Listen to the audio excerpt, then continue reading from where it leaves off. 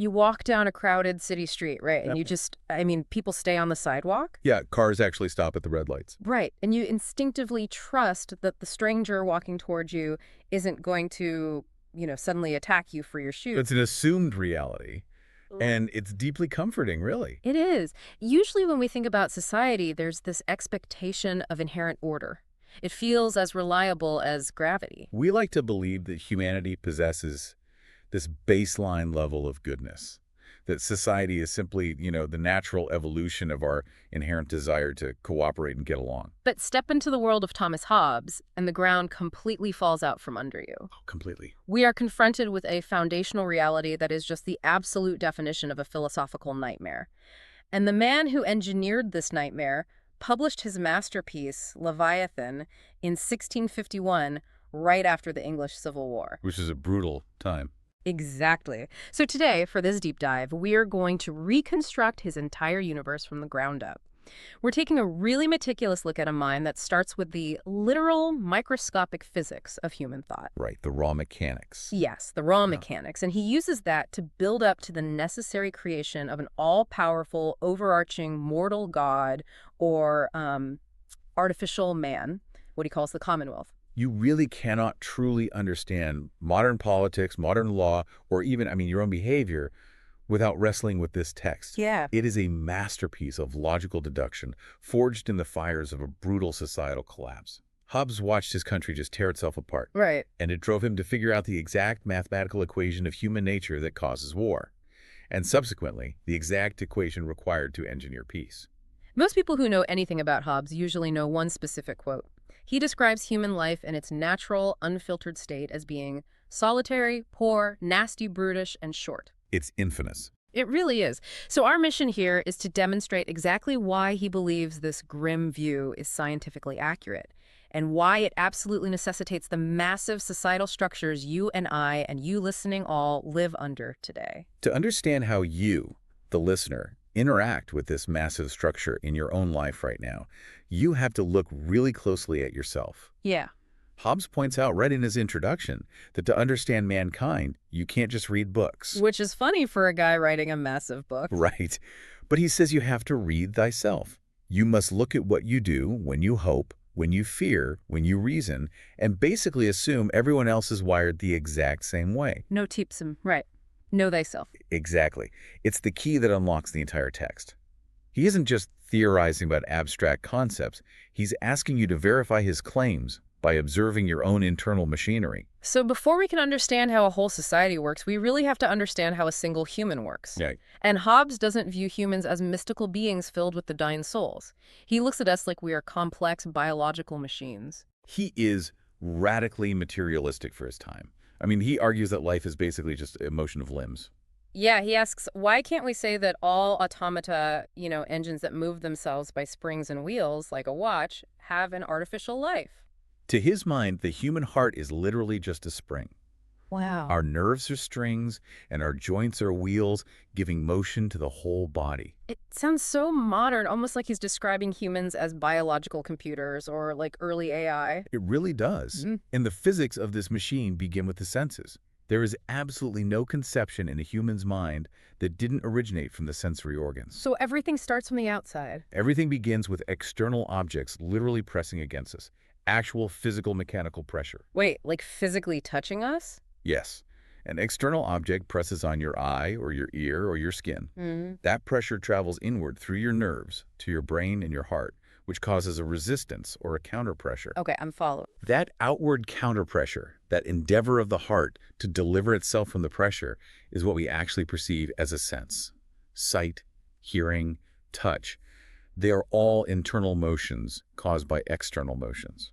So just to clarify, when I look at a red apple, the redness isn't an inherent quality just floating around in the air. Right. The apple is mechanically pressing on my eye via light. My brain pushes back against that pressure, and that physical reaction is the image of the apple. You've got it. Motion produces nothing but motion. The appearance of the apple to us is just what he calls fancy. Fancy, okay. But if sense is just motion happening in real time, how do we explain memory and imagination? Because they have to be explained through that same mechanical lens, right? Yeah, and Hobbes relies on the basic laws of physics here, specifically inertia. Right. An object in motion stays in motion. Exactly. When a thing is in motion, it will eternally be in motion unless something else stops it. So when the external object is removed, say you close your eyes, the internal motion that it caused in your brain doesn't just instantly stop. It keeps going. It keeps rippling. Think of it like waves in a pool after you throw a stone in. But the waves do get weaker over time, or they get drowned out by new waves when you throw another stone. Yes, and he uses a brilliant analogy for this.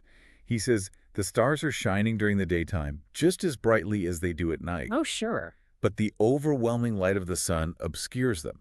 In the exact same way, the strong, immediate impressions of our current senses obscure the lingering ripples of our past senses. That makes a lot of sense. When you're awake and navigating the world, your brain is just being bombarded by the sun of the present moment. So all the past experiences fade into the background. Right, and that fading reverberation of a sensory experience is what he calls imagination. It is literally just decaying sense. Decaying sense. Yeah, and memory is the exact same thing as imagination. We just use the word memory when we want to emphasize that the sensation is old and fading. So imagination and memory aren't like two separate magical faculties of the soul? Not at all. They are just the mechanical echo of a physical touch. Okay, but if it's all just echoes, dreams present a fascinating problem for this theory.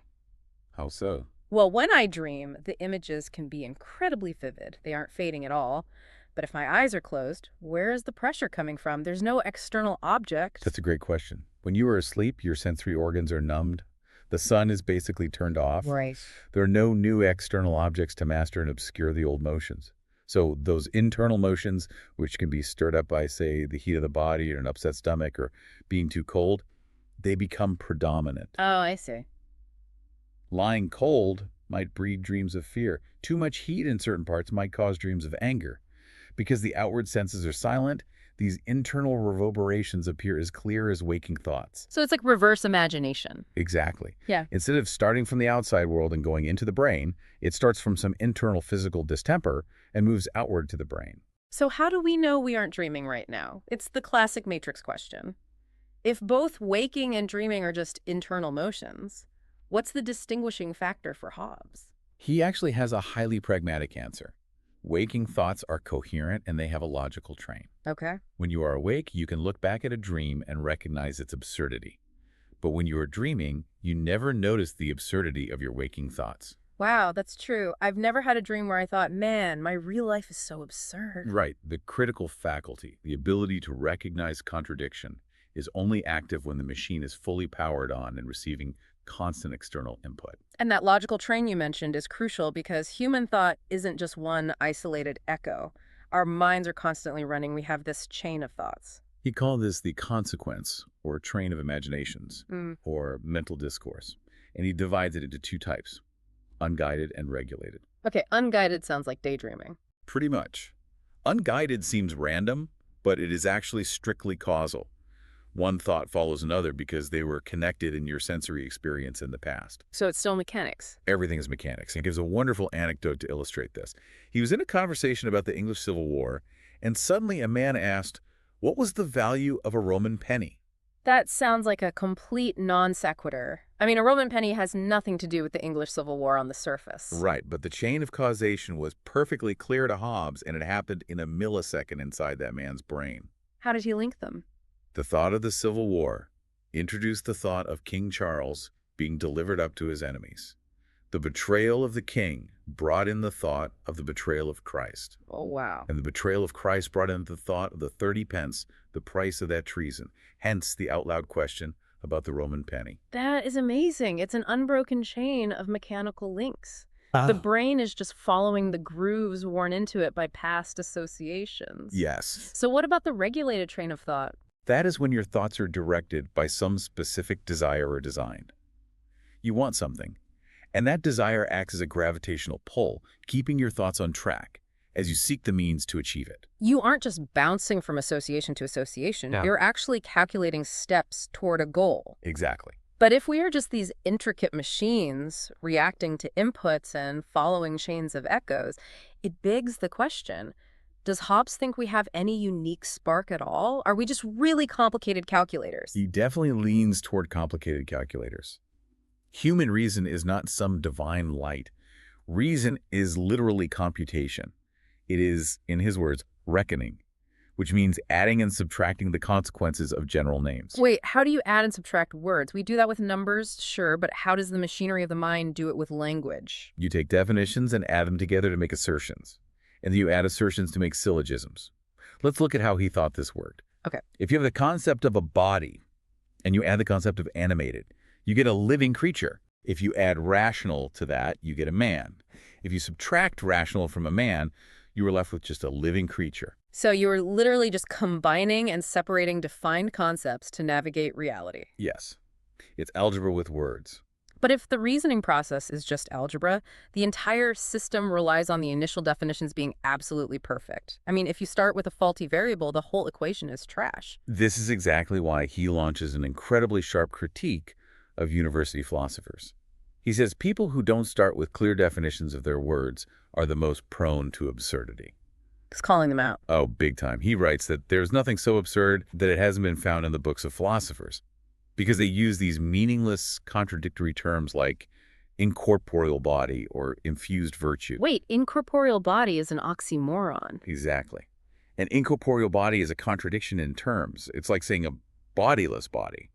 But philosophers build massive, towering structures of absolute nonsense on top of these broken definitions, and they call it wisdom. That is brutal. But let me ask you this. If reason is just cold, calculated math, evaluating definitions and plotting courses, what actually drives the machine to move? Math doesn't have momentum. A calculator doesn't want anything. That is where the passions come in. They are the internal engines of the human machine.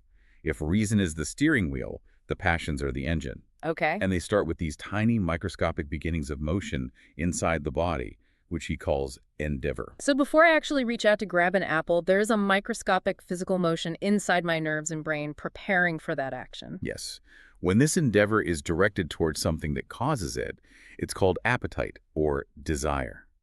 When the endeavor is directed away from something, it's called aversion, approaching and retiring. It is all just physical motion. So taking this basic physical fact of appetite and aversion, Hobbes kind of completely destroys the concept of objective morality, doesn't he? He really does. Because this is where his philosophy becomes deeply unsettling for a lot of people. Right, because for Hobbes, there is no such thing as absolute good and absolute evil existing out there in the universe. Good is simply the word a person uses to describe the object of their appetite. So if I desire something, I call it good. Exactly. And evil is just the word we use for the object of our aversion. If I hate it, I call it evil. So if I love eating cake, cake is good. But if it gives you a stomachache and you hate it, cake is evil. Yes. Neither of us is objectively right about the universe. We are just reporting on the state of our internal machinery. Precisely. Because every human machine has a slightly different physical constitution and totally different experiences. What is good to one person is evil to another. And it can even change over time, right? Absolutely. Even within the same person, what you thought was good yesterday, you might think is evil today if your internal state changes. Morality is entirely subjective. It's completely dependent on whoever is doing the desiring. There's no common rule of good and evil to be taken from the objects themselves. Wow.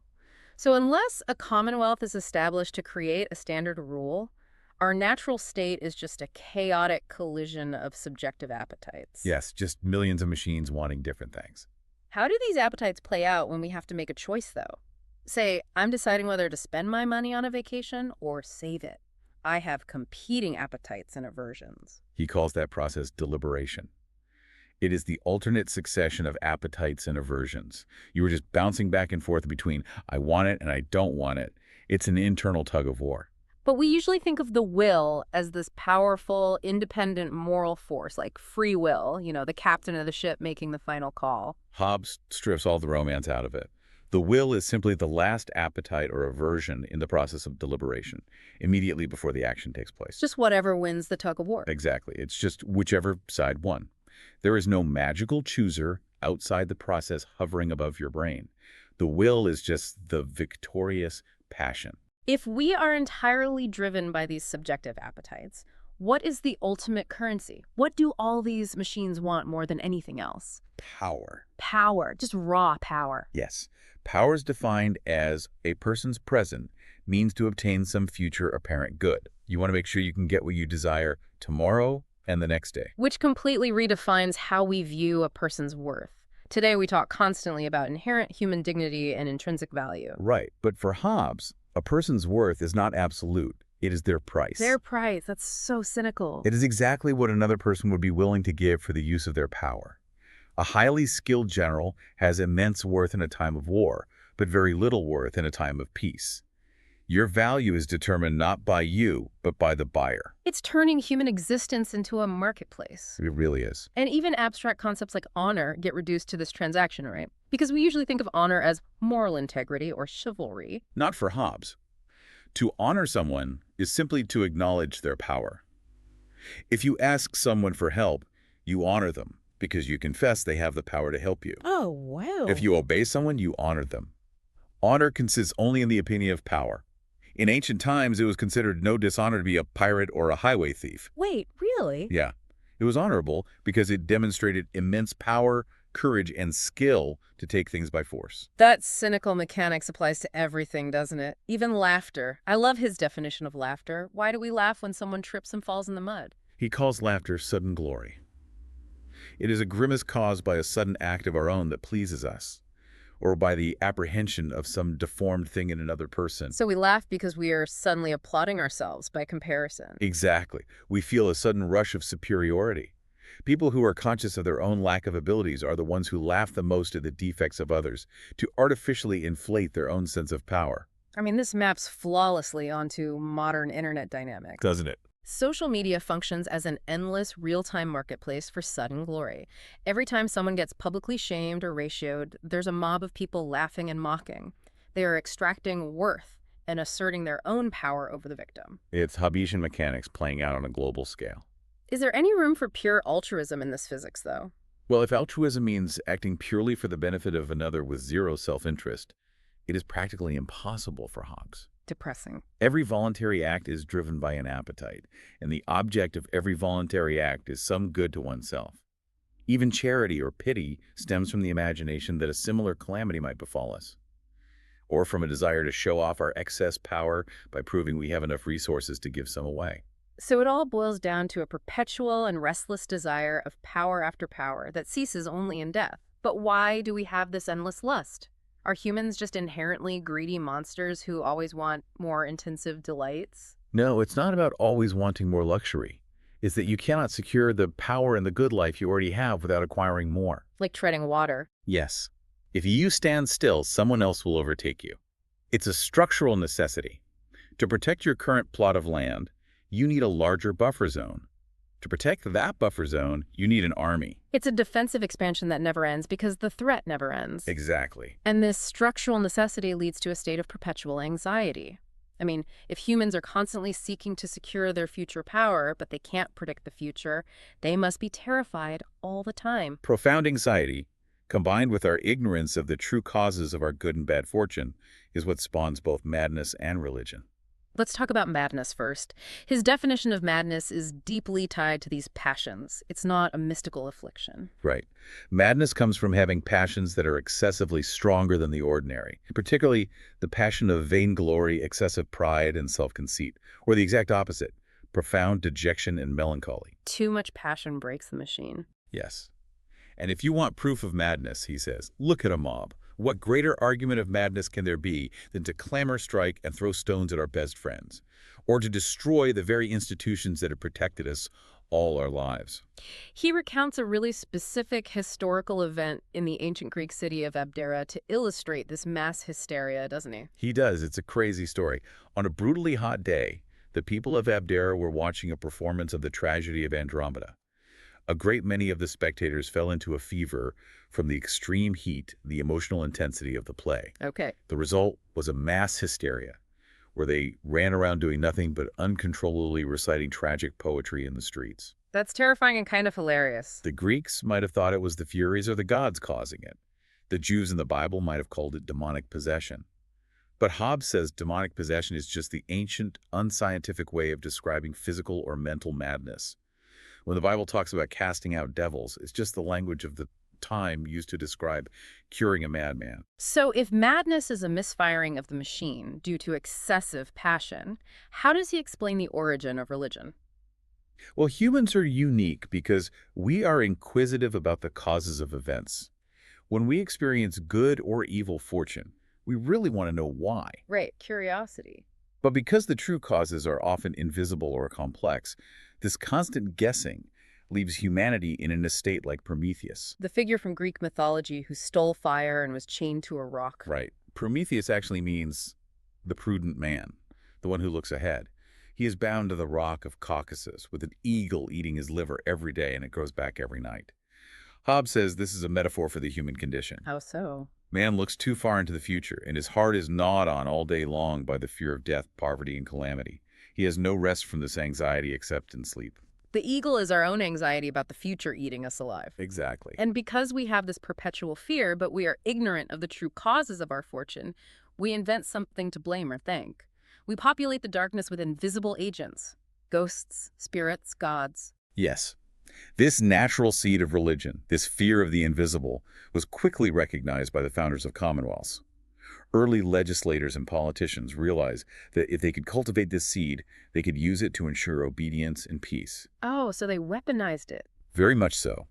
For the ancient Greeks and Romans, religion was a huge part of human politics. They told the people that the gods commanded obedience to the laws. They set up festivals and public games to keep people entertained and distracted. So when disaster struck, The people didn't mutiny against the government. They blamed themselves for messing up a religious ceremony. It was brilliant statecraft. I have to ask, if human beings are naturally wired to invent invisible powers just to cope with anxiety, what happens when traditional religion wanes? Do we just stop being anxious, or do we invent new invisible powers to fear? For Hobbes, the seed of religion, that inquisitive fear of the unknown, is indelible. It's a permanent part of our machinery. If you remove the traditional structures, humans will inevitably construct new mythologies, new invisible forces, new systemic boogeymen to explain their bad fortune, and new dogmas they must obey to secure good fortune. The human machine demands a cause to fear. That is incredibly prophetic. So we have these human machines. They are driven by subjective, selfish appetites. They are constantly seeking power over one another to secure their futures, and they are deeply anxious. Right. What happens when you take all of these anxious, power-hungry machines and put them in a world together without any overarching rules, cops, or government? Well, we enter the state of nature, Mhm. and the defining characteristic of this state is, surprisingly, natural equality. But people are clearly not equal on the surface. I mean, some people are massive and strong, and some people are brilliant. He acknowledges those differences, but when you reckon it all together, the differences are not considerable enough to matter. Why not? As for physical strength, even the weakest man have enough strength to kill the strongest man. He can do it by secret machination like poisoning him in his sleep, or by teaming up with others. No one is physically invulnerable. Okay, fair. And as for the mind, we're even more equal. Prudence is just experience, which time bestows equally on all men who apply themselves to the same things. But surely some people are just naturally smarter than others. He lands a beautiful psychological insult here. He says everyone secretly thinks they are wiser than the vulgar masses. But that actually proves our equality. Wait, how does that prove it? Because there is no greater sign of the equal distribution of something than the fact that every single person is contented with their own share. Everyone is perfectly satisfied with their own amount of wit. That is so true. Nobody ever complains that they were given too little intelligence. Right. So this ultimate illusion of superiority guarantees that everyone feels they have a fighting chance. Because we are all roughly equal in ability, we all have an equal hope of attaining our ends. And that leads directly to conflict. He identifies 3 principal causes of quarrel in the nature of man, right? Yes. First, competition. Second, diffidence. Third, glory. Let's break this down. Competition makes men invade for gain. If we both want the same piece of land, and we are both roughly equal, we fight to become the master of the other person's life and property. Simple enough. What about the second, diffidence? That essentially means fear or mistrust. It makes men invade for safety.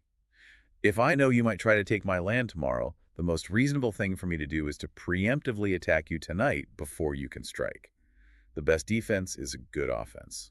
Wow. So even if I don't want to fight, fear forces me to. And the third is glory. Glory makes men invade for reputation, or for trifles. A word, a smile, a different opinion, any sign that you undervalue me. If you disrespect me, I have to destroy you to force you to respect me and to serve as an example to everyone else. And this resulting condition is what he calls war. But war isn't just active fighting on a battlefield, is it? No, he compares it to foul weather. The nature of foul weather isn't just one or two rain showers. It's a known disposition to rain over many days.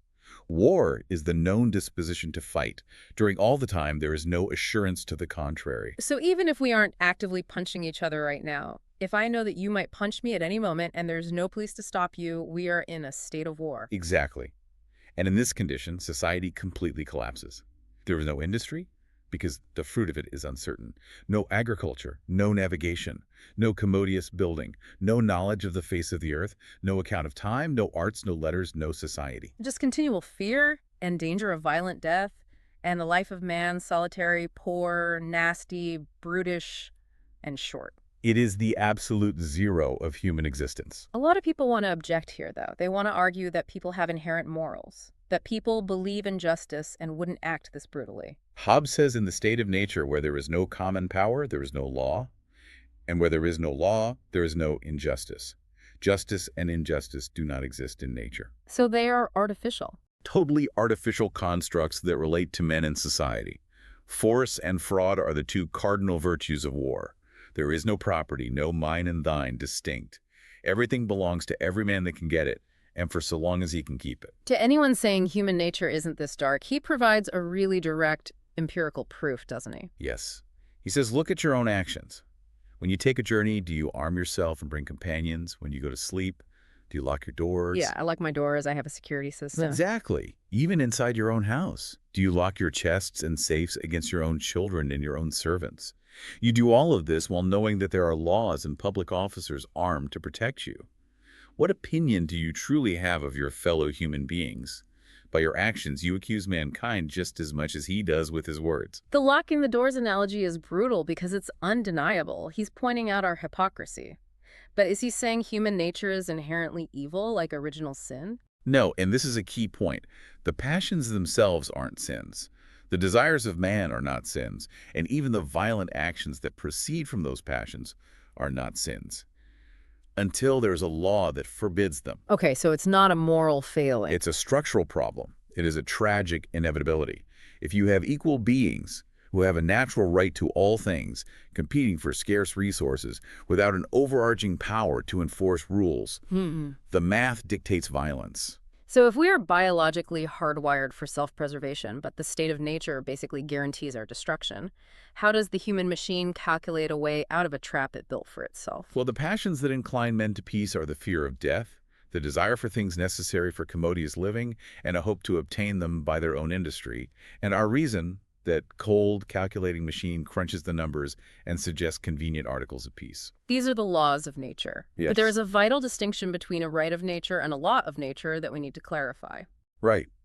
A right is the liberty to do or forbear something. It's freedom. A law determines and binds you to do or forbear. Right is liberty. Law is obligation. Okay. In the state of nature, you have a right to everything, even to another person's body. But the first law of nature, discovered by reason, forbids you to destroy your own life. So from that baseline of self-preservation, reason deduces the first fundamental law of nature. Every man ought to seek peace, as far as he has hope of obtaining it, and when he cannot obtain it, he may seek and use all helps and advantages of war. Seek peace and follow it. And the second law follows logically to solve the problem of how to actually get that peace. Which is? To obtain peace, a man must be willing, when others are so too, to lay down his absolute right to all things and be contented with so much liberty against other men as he would allow other men against himself. It's essentially the golden rule. I give up my right to stab you on the condition that you give up your right to stab me. Precisely. This mutual transferring of rights is a contract or a covenant. But in a world where everyone is driven by self-interest and fear, if we make a deal to put down our swords, what's stopping me from picking mine back up the second you turn your back? Absolutely nothing. Covenants without the sword are but words, and of no strength to secure a man at all. So they are useless. In the condition of mere nature, upon any reasonable suspicion, a covenant is immediately void. If there is no overarching power to enforce the deal, the person who performs their half of the deal first is just betraying himself to his enemy. Words aren't enough. Contracts are useless on their own. But if we can somehow secure the contract, we reach the third law of nature. Yes. The third law of nature is the very definition of justice. Men must perform their covenants made. Where no covenant has preceded, no right has been transferred, so no action can be unjust.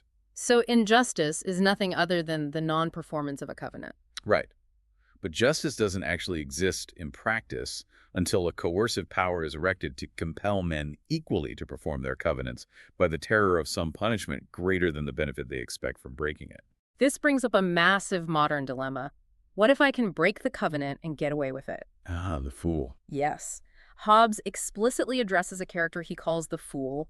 The fool argues that since every man's conservation is committed to his own care, why shouldn't he break his promises if it benefits him?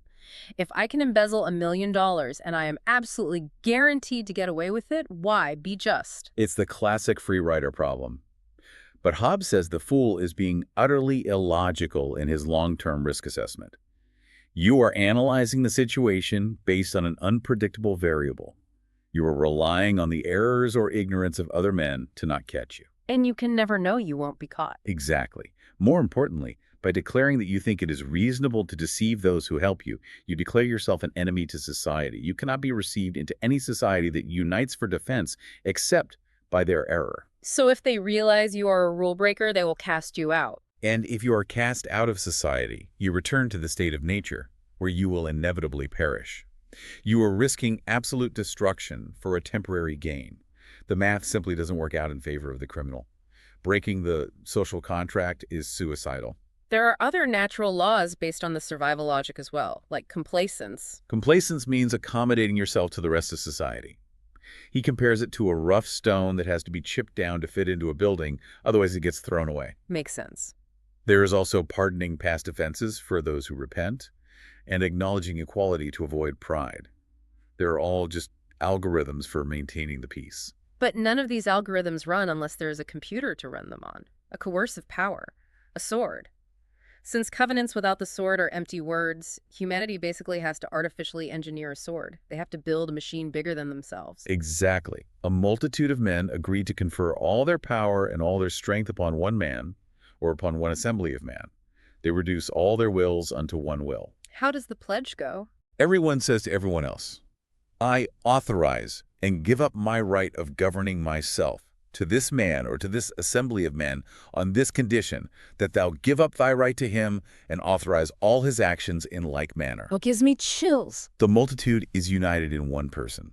This is the generation of that great Leviathan, or rather that mortal god, to which we owe our peace and defense. Mortal God is such a terrifying and awe-inspiring concept. We create a deity out of our collective surrender. But a skeptic might ask, look at bees and ants. Right. They live sociably. They don't have a king holding a sword over their heads. They just naturally work together for the hive. Why can't humans just be like bees? Why do we need the terror of a mortal god? Humans are continuously in competition for honor and dignity, which causes envy and hatred. Bees don't care about honor. Good point. Furthermore, for bees, the common good is the exact same as their private good. Yeah. But humans love to compare themselves to others. We only relish things that make us feel eminent or superior. A bee isn't trying to buy a nicer honeycomb than its neighbor. And our intelligence also actively works against natural peace. Yes, bees don't have the use of reason to overthink things and decide they know how to run the hive better than the current administration. Humans are constantly innovating and causing civil war because everyone thinks they know best. You can't help ourselves. Finally, humans have the art of words. We can use speech to represent good in the likeness of evil and evil in the likeness of good, causing endless discontent. Bees don't debate morality. The agreement of bees is natural. The agreement of humans is artificial, by covenant only. Therefore, we require a common power to keep us in awe. Okay, so once we build this Leviathan, what are its rights? The rights of the sovereign are absolute, which is a massive pill to swallow. Because the sovereign's power is derived from the people transferring their rights to him, the subjects are the authors of all the sovereign's actions. Legally and philosophically, whatever the sovereign does, it's as if you did it. That's a trap. It is. Because of that, the sovereign cannot be accused of injustice by a subject. If you complain that the sovereign wronged you, you are complaining about an act that you yourself authorized. To accuse the sovereign is to accuse yourself. So wait, to avoid the chaos of the state of nature, we have to submit to an absolute dictator who literally cannot be accused of wronging us. He can make any law, take my property, start a war. and I just had to say, yep, I authorize that. Isn't the cure worse than the disease? Hobbes tackles this head on. The sovereign power is unlimited, and yes, that might cause some severe inconveniences. You might have a bad king who taxes you heavily or is cruel. Which happens a lot in history. Sure, but the worst oppression by a sovereign is nothing compared to the horrific miseries and calamities of a civil war or the absolute terror of the state of nature where anyone can murder you at any time. You trade absolute freedom for absolute security. The state of nature is infinitely worse than tyranny. Is there any liberty left for the subject at all in this arrangement? Liberty exists in the silence of the laws. The sovereign can't legislate every single detail of life. Where there is no law, the subject has the liberty to buy, sell, choose where they live, what they eat, how they raise their kids. Okay. There is also one absolute limit to the sovereign's power. The sovereign can never command you to kill yourself, wound yourself, or not resist those who assault you. Because self-preservation was the whole reason I made the pact in the first place. I can't transfer the right to my own life. Exactly. If the sovereign orders me to die, the covenant is broken for me personally, and I am back in the state of nature relative to the sovereign, fighting for my survival. He actually maps this artificial man out biologically to cement the idea of a fully functioning organism, doesn't he? Yes, the sovereign is the artificial soul, giving life and motion to the whole body. The magistrates and judges are the artificial joints. Reward and punishment are the nerves. That's a great metaphor. The wealth of the members is the strength.